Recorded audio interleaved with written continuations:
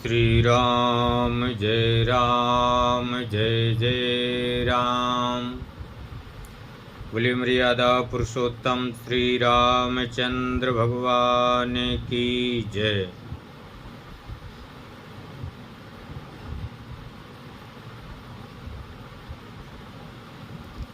भगवान विष्णु की माया ने रास्ते में ही 100 योजन के विस्तार वाला एक नगर बसाया और वे नगर इतना सुंदर कि वैकुंठ से भी यहाँ तक जहाँ लक्ष्मी जी और भगवान विष्णु रहते हैं, लक्ष्मी निवास से भी अधिक सुंदर वे नगर थे। उस नगर की शोभा बहुत ही सुंदर थी और रचना अनेक प्रकार से बनाई गई थी। उसमें किस प्रकार के लोग रहते थे, आइए देखते हैं। बसहि नगर सुंदर नर नारी, जनु बहु मन सिज रति तनु धारी। उस नगर में बहुत ही सुंदर नर और नारी रहते थे। ऐसा लगता था कि मानो कामदेव और रति ने ही मनुष्य का रूप धारण करके यहाँ सब रह रहे।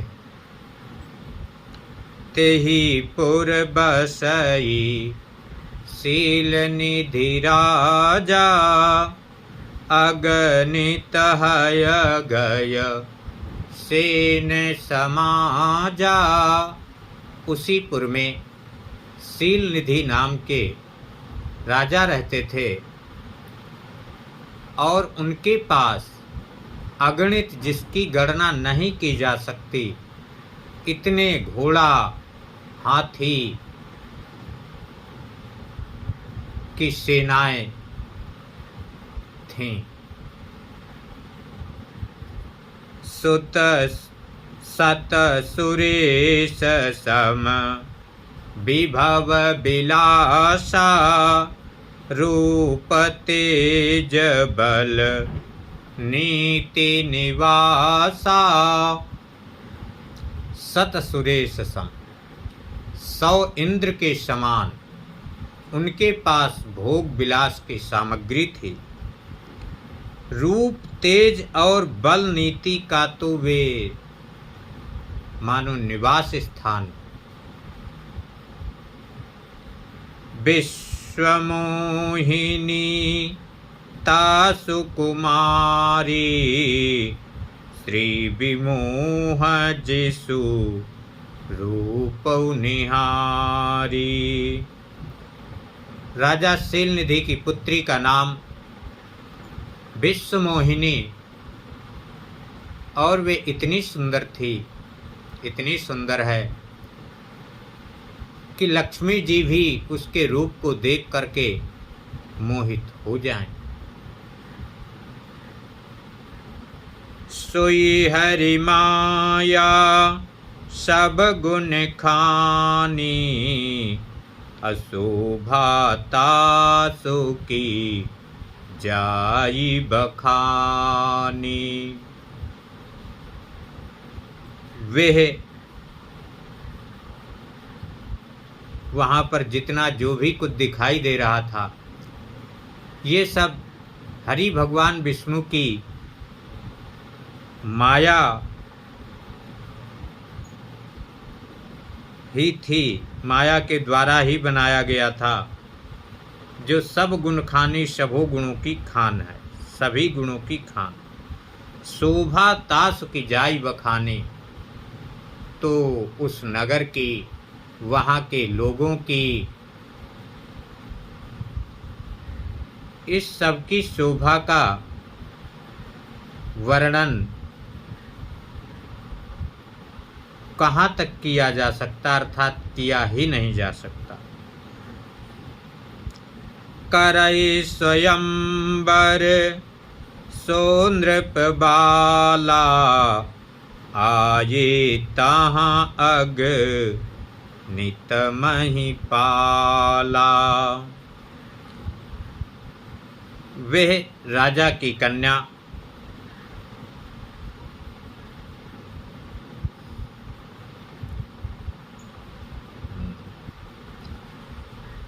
वे राजकुमारी वहाँ स्वयंवर करना चाहते थे, इसलिए अगणित महिपाला, अगणित राजा वहाँ पर आए हुए थे। मुनि कौतुकी नगर ते गयऊ, अपुरवासिन सब पूछत भयऊ। कौतुकी मुनि नारद जी ये भी वहाँ पर पहुँचे और पूर्ववासियों से अर्थात नगरवासियों से पूछा कि ये सब क्या हो रहा है। तो नगरवासियों ने बताया कि यहाँ स्वयंवर होने वाला। तो नारद जी भी उस नगर में गए। सोने सब चरित भूप गृह आए, अब करी पूजा नृप मुनि बैठाए।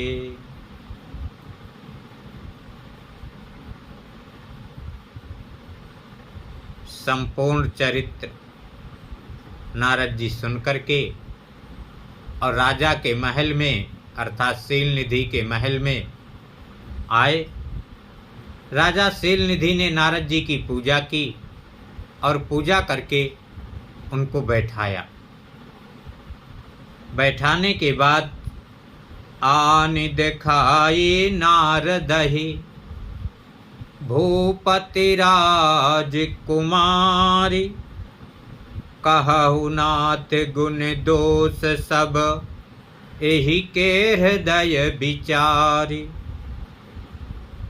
फिर शीलनिधि ने अपनी कन्या राजकुमारी को लाकर के नारद जी को दिखाया और प्रार्थना की कि हे नाथ, इसके जो भी दोष और गुण हों वे सब हृदय से विचार करके कहिए। देखे रूप मुनि बिरति बिसारी, बड़ी बार लगी रही निहारी। नारद जी कन्या के रूप को देख करके उनको तो अपने वैराग्य तक की याद नहीं रही और बहुत देर तक कन्या की ओर देखते ही रहे।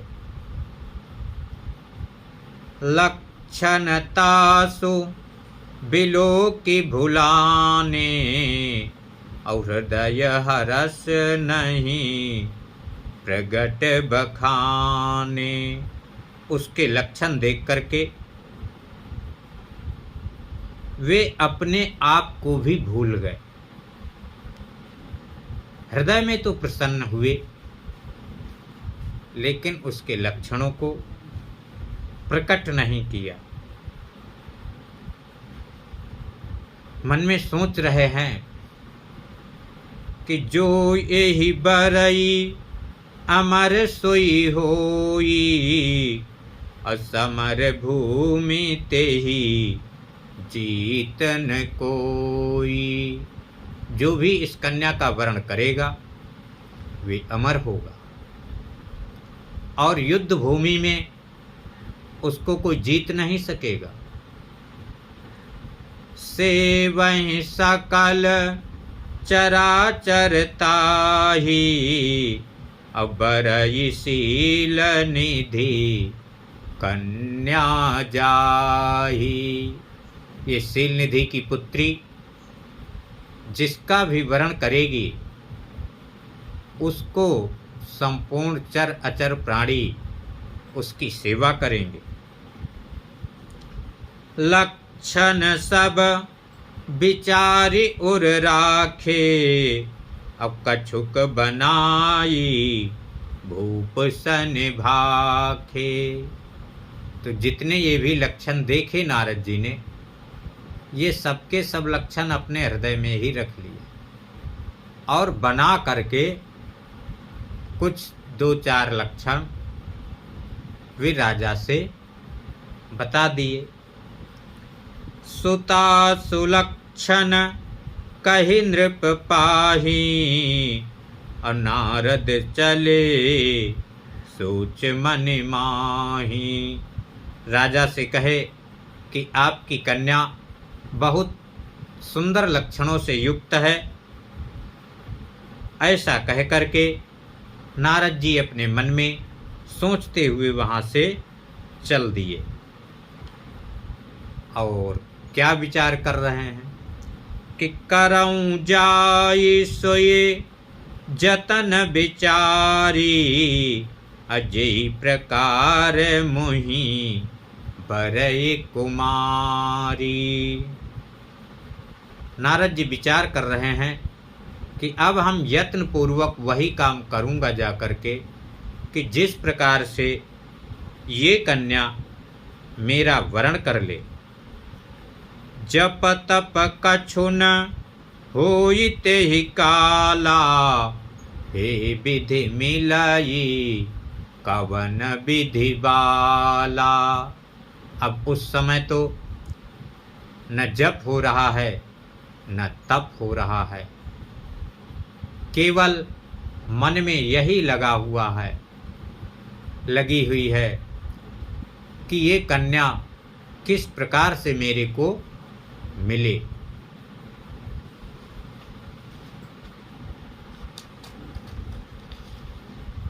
यही अवसर चाहिए परम, शोभारूप विशाल, जो बिलो की जय कुंवरी तब में लय जय माल। ऐसे समय पर तो परम सुंदर रूप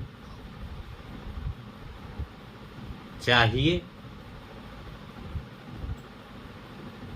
इतना सुंदर चाहिए कि देखते ही कन्या रीझ जाए और मेरे गले में जयमाला डाल दे।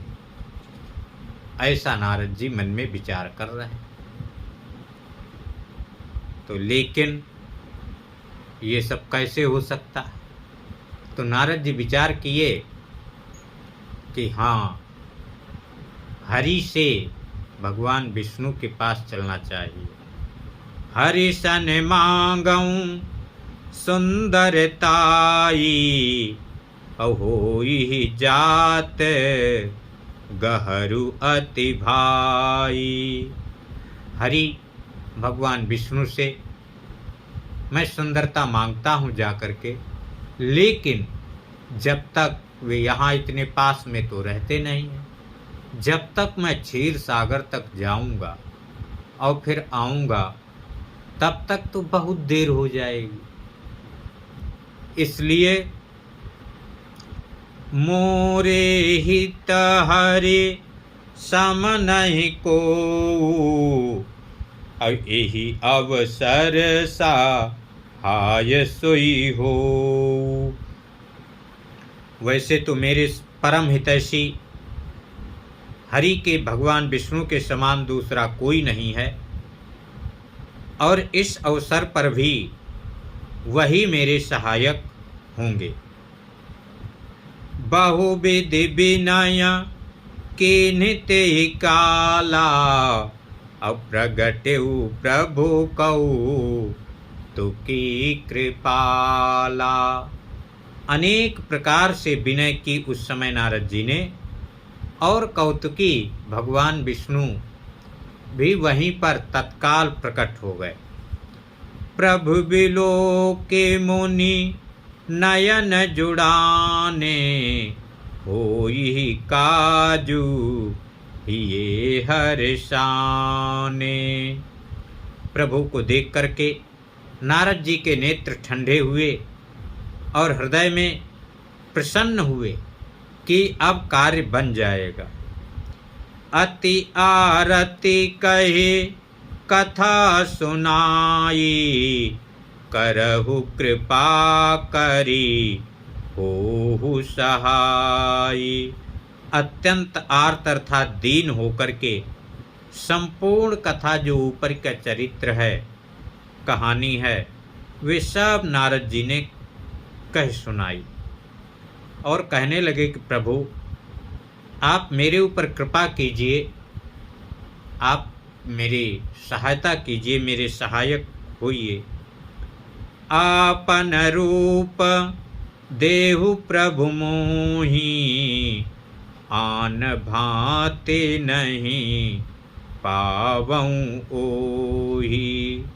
हे प्रभु अपना रूप मेरे को दे दीजिए और दूसरे किसी भी प्रकार से मैं उसको नहीं प्राप्त कर सकता। जेहि विधिनाथ होई हित मोरा, करहु सुबेगी दास मैं तोरा। हे नाथ, जिस प्रकार से मेरा हित हो आप जल्दी से जल्दी वही काम कीजिए, क्योंकि मैं आपका दास हूँ, सेवक हूँ। निज माया बल देखे विशाला, हिय हसी बोले दीन दयाला। अपनी माया का विशाल बल देख करके हृदय में हंसते हुए दीन दयाल भगवान विष्णु नारद जी से बोले कि नारद जी आप तो हित की बात कहते हैं, लेकिन मैं कि जेहि विधि हुई है परम हित,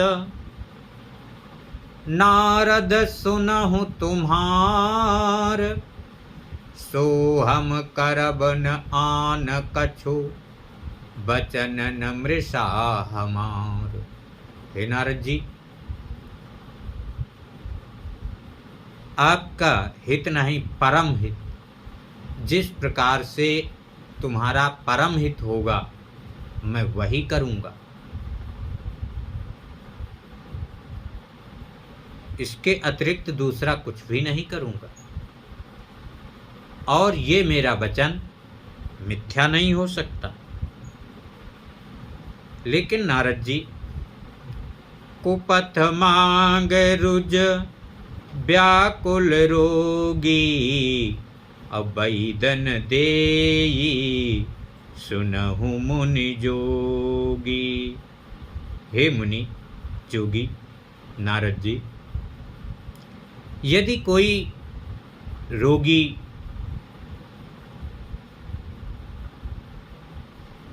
वैद्य से कुपथ मांगता है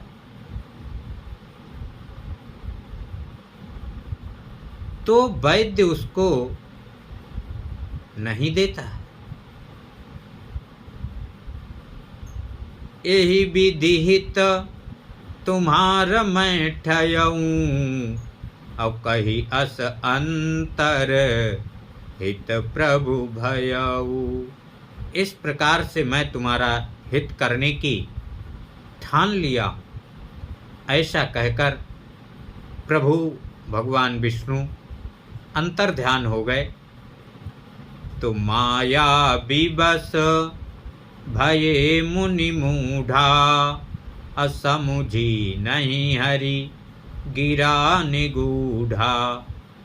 नारद मुनि माया के बस होने के कारण भगवान विष्णु की जो गूढ़ वाणी थी उस वाणी को नहीं समझ सके।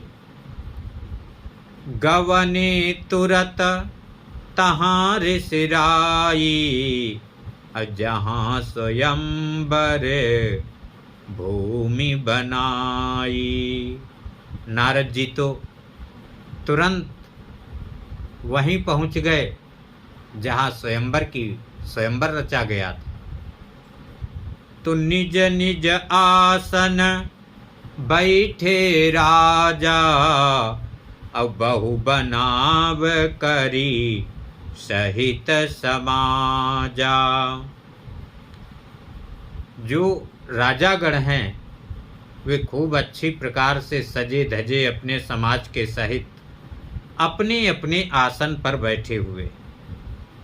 मुनि मन हरस रूप अति मोरे, अमुहि तजि आनहि बरहि न भोरे। नारद मुनि जी मन में विचार कर रहे हैं, बहुत प्रसन्न हैं कि मेरा तो रूप अत्यंत सुंदर है, मेरे को छोड़कर किसी दूसरे का कन्यावरण नहीं करेगी। मुनि हित कारण कृपा निधाना, अदीन कुरूपन जाई बखाना। भगवान विष्णु तो मुनि के हित के लिए, नारद मुनि के हित के लिए उन्होंने नारद जी को कुरूप दे दिया। ऐसा कुरूप दिया कि जिसका वर्णन नहीं किया जा सकता। सो चरित्र लखे काहुन पावा, नारद जानी सबहि सिर नावा। लेकिन वे जो नारद जी का रूप था वे और किसी को दिखाई नहीं देता था, केवल सब तो यही समझ रहे थे कि ये नारद जी, और नारद जी जान करके सभी ने इनको प्रणाम किया। रहे तहाँ दुई रुद्रगण, ते जानहि सब भेव, विप्रवेश देखत फिरहि, परम कौतुकी तेव। वहीं पर दो शंकर जी के गण रहे और उनको वे सब दिखाई दे रहा था। वे ब्राह्मण का वेश धारण करके और वहां वे सब देख रहे थे। अब आगे का जो प्रसंग है वे आप लोग अगले वीडियो में श्रवण करेंगे। वीडियो को लाइक शेयर सब्सक्राइब करें और पूरा वीडियो अवश्य देखें। नित्य प्रति इसी प्रकार से राम चर्चा बराबर श्रवण करते रहें, अपने मित्रों को भी श्रवण कराएं, जिससे आपका घर स्वर्ग से भी सुंदर और अच्छा हो जाएगा। श्री राम जय जय राम। बोलिए मर्यादा पुरुषोत्तम श्री रामचंद्र भगवान की जय।